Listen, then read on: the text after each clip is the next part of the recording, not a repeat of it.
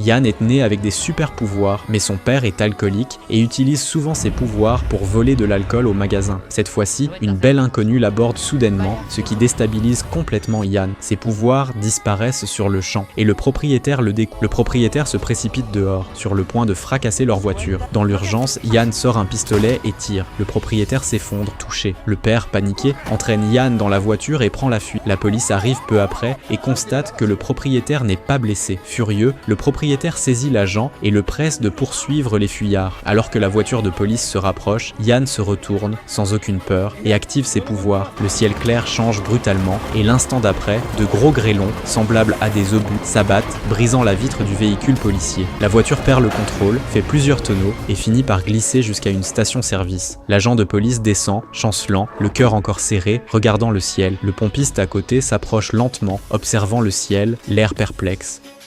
Bien, jefe. Au même moment, une doctoresse, grâce à des images de surveillance, découvre enfin Yann, qu'elle recherchait depuis des années. De retour sur la vieille péniche, Yann exprime son mécontentement à son père. Il demande pourquoi il se contente de petits vols, au point d'avoir des problèmes pour se nourrir, au lieu d'utiliser ses pouvoirs pour faire un gros coup. Le père explique simplement, résigné, que c'est pour la sécurité d'Yann. La dispute se termine en queue de poisson. Le soir, le père, buvant seul, se sent un pistolet pressé contre sa nuque. La doctoresse et ses hommes ont débarqué pour lui extorquer la localisation d'Yann. Un subordonné rapporte rapidement qu'Yann se trouve dans une salle d'arcade à 3 km. Également présent sur les lieux se trouve Thomas, un homme recherché par la doctoresse. La doctoresse ordonne immédiatement à ses gardes de saisir Thomas et de l'empêcher d'approcher Yann. Repérant sa cible, un garde fait feu, mais Thomas, comme s'il anticipait les trajectoires, évite les balles avec décontraction absolue. L'instant d'après, il apparaît comme un fantôme derrière le garde. Tout ce qui venait de se dérouler n'était qu'illusion. Yann observe, stupéfait, cet homme qui possède un pouvoir similaire. Au moment où Thomas tente de plonger Yann dans Illusion, une cagoule est brutalement enfoncée sur la tête de Thomas. Un homme et une femme inconnus réveillent rapidement Yann, l'extraire de la salle d'arcade et le conduisent au véhicule de la doctoresse. Celle-ci prélève sans hésiter un échantillon de sang d'Yann et l'envoie au laboratoire. De son côté, Thomas, bien que cagoulé, reste redoutable. Il maîtrise facilement une dizaine de gardes et s'engage d'un pas décidé sur la route. Alors que ses lys scintillaient, une jeune mère poussant une poussette s'avance au milieu de la chaussée. Un poids lourd fait un écart pour l'éviter, se retrouve en travers de la route, provoquant immédiatement un carambolage en chaîne. La route est instantanément paralysée.